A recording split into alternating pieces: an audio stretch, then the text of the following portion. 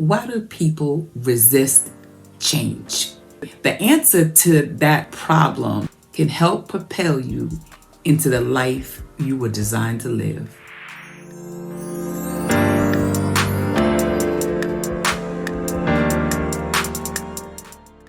I've learned over the years as a clinician and now as a trauma mindset coach about why people resist change. The beginning of my own journey of transformation, and as I was becoming a counselor, I questioned, why wouldn't someone want to change?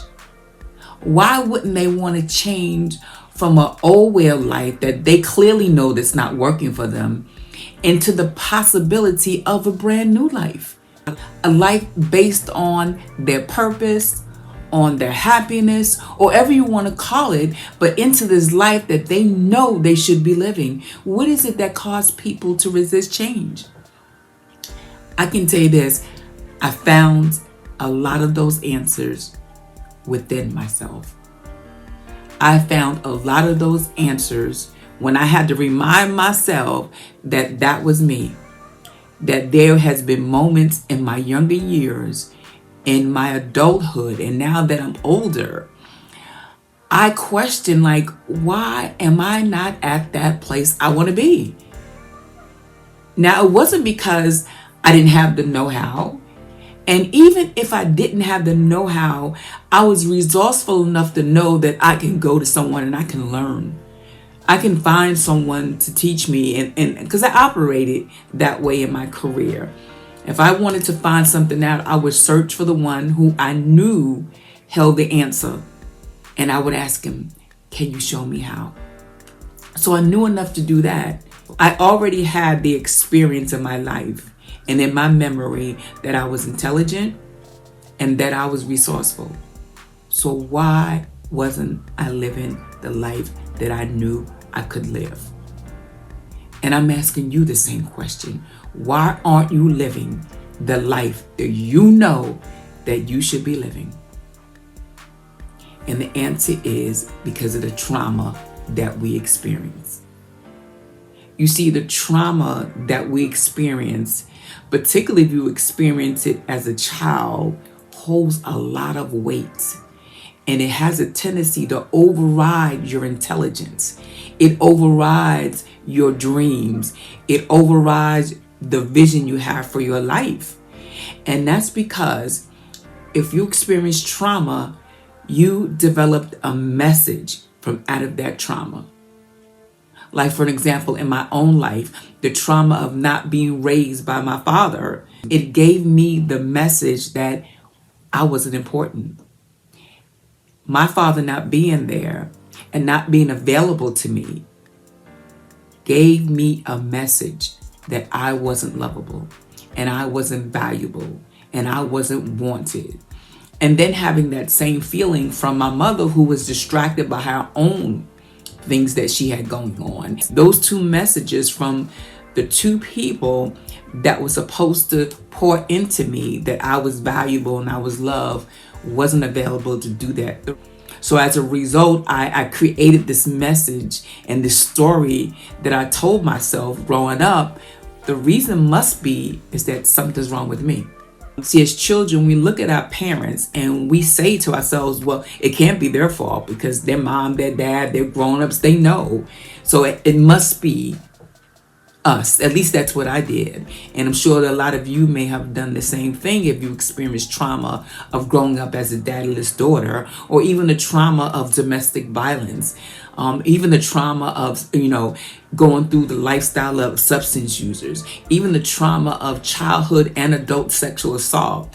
These traumas create messages in our minds, and they tell us the wrong message. We're repeating what other people shown us or told us, that we were not valuable, that we were not worthy, that we were not capable. So when you have this message in your head with all of those wrong stories, it is so powerful. And what happens next is subconsciously we start inviting things in our life that represent that we are not worthy and that we are not capable. So when we start going after things in our life, we have this whole litany of lists to explain why we're not going to be able to achieve that goal. And that's what causes a lot of the resistance and why we get stuck. We have those wrong messages in our head. And that wrong story has a tendency to be attached to feelings. It creates feelings of anxiety and fear. You don't have time to operate out of, I want to live my life based on purpose. For me, in addition to that, I had this mindset that I wanted to find love. The hole in my soul that was created based on me not feeling loved by my parents caused me to seek out love. And that love that I was seeking was so important to me that I paid no attention to all those values that were in my life, the values of school, the value of self-love, those things that cause you to attract and bring in great things in your life so you can live on different levels. After a while, although I excelled in school, I couldn't focus on that because the need to feel love was important. And it led me to bad experiences that caused anxiety and more fear. So as I was growing up and, after I became an adult, I still live with the feelings of anxiety and fear. So when I thought about going after my dream, after my purpose, or after my goal, there were times that I was moving towards those goals and all of a sudden I would stop, and I would procrastinate and I would sabotage opportunities that would take me to that next level. So I had to learn how to cope with those feelings. The other thing I want to share is that a lot of the reasons why that it was difficult for me to get to that place and causing me to resist change in my life is because I didn't have anybody around me that was at the place where I wanted to go. When I looked around, I was looking for someone to say, I can support you and I can help you and I'll mentor you. I didn't have that in my life. So that also caused me to say, that must not be important because no one else is doing it. But I can tell you, holding on to that vision in my life for years caused so much frustration. I felt that I was living two different lives. One life of chasing being loved, in all the wrong places. And then I had this life over here saying, you're supposed to be living this life right here. You have a plan and a purpose and a vision for your life. You need to get about the business of living that life. There was a fight between the two thoughts for years. Two thoughts. I began to grow and I began to move towards my purpose and my vision and my goal, and it would all come crashing down because I was also so focused on needing to feel loved. And then I would try again and I would get a little bit further and then it would all come crashing down because the focus was on, I wanted to feel loved. Relationships was important to me. Being accepted from my peers was important to me. So that became the focus of my attention and not my purpose and my vision and my goal. So how did I get out of that? There's some work that I had to do. I had to first learn to rewrite that wrong story that was in my head. And the way I did that, and what I want to share with you, are some ideas that you can take with you to begin to learn to rewrite the wrong story in your head. One, you have to write down what your vision is. Like, write it down. Grab a book, grab a piece of paper, write down your vision. Like it says in the Bible, write the vision down and make it plain. Write it down. Because you want to have something that you can look at every morning and every evening to remind yourself to stay focused on that goal. There's some other things that you can do. I talked about it in a video that I just did. I talked about the 3 ways that you can up-level your life. So the link should be up here or here, but there's a link around here that'll take you to that video. But I just want to tell you that there's some other things you can do, which is to plant yourself in the midst of people who are talking about change, who are talking about steps on how to get to where you want to go, because we're going somewhere. We're going to different levels.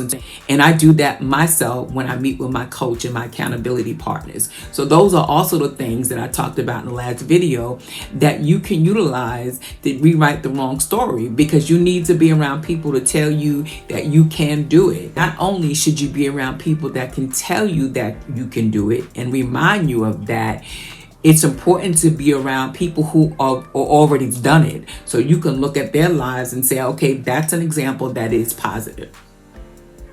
So when you say you don't have people around you that are operating on the level where you want to go, it's time to create that. It's time to be in the midst of them. But the difficulty with that is that a lot of people have difficulty separating from people that they've been loyal to for years.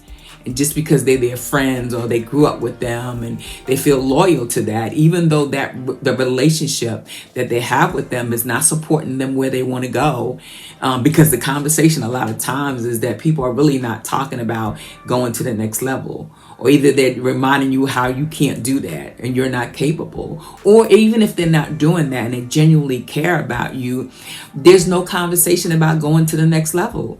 So it's important that you need to begin to find other people who are headed in the same direction or who are already there, so you can have people to motivate you. So this is all about motivating you and changing your mindset into a next level mindset by being around it.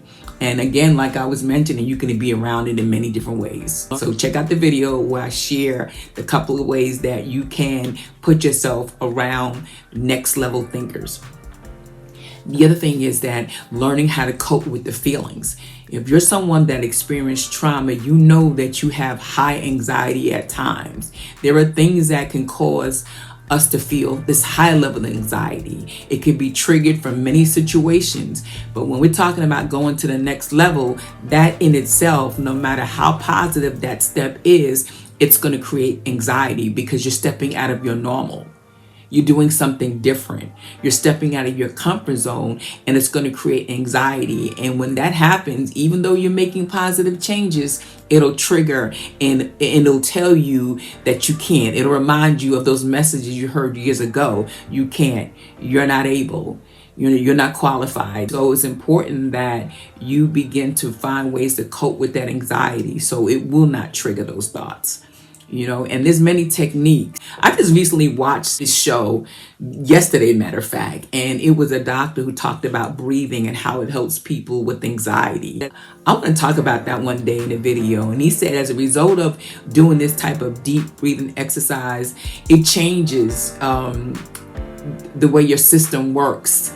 And it definitely helps with anxiety, he was saying. And I can see it based on him demonstrating that breathing exercise. But yeah, deep breathing is a way to lower your anxiety. It's a way to do that. EMDR, and I participate in EMDR therapy. And what that does is helps desensitize the feelings that were attached to the trauma. That's another way to lower anxiety. Because if you were like me, when you experience anxiety, it cripples you. It caused you to be stuck. It caused you to be fearful of going to the next level. So therefore, we're resistant to change because we're trying to avoid anything that causes that feeling. So it's important to learn how to manage and cope with your anxiety and cope with your fear. And there's many different ways that you can do that beyond just breathing and therapy. You just have to find the technique that works for you. The other thing I want to share with you is about support. You will not be able to go to the next level without support. Your resistance that we have naturally when we step outside of a comfort zone, match with if you don't have coping skills or tools to be able to manage that, you yourself are going to talk yourself out of going to the next level. And that's another reason why we resist change. It's important that you support yourself by being around people who can help get you there, who can tell you that it is possible, who can not only tell you, they can actually show you. They are demonstrating for you that you can make it there, because if they can make it, so can you. And I have those people in my life. I have my coach. My coach has an organization that's very successful. So he's my coach and he's helping my organization get to that next level.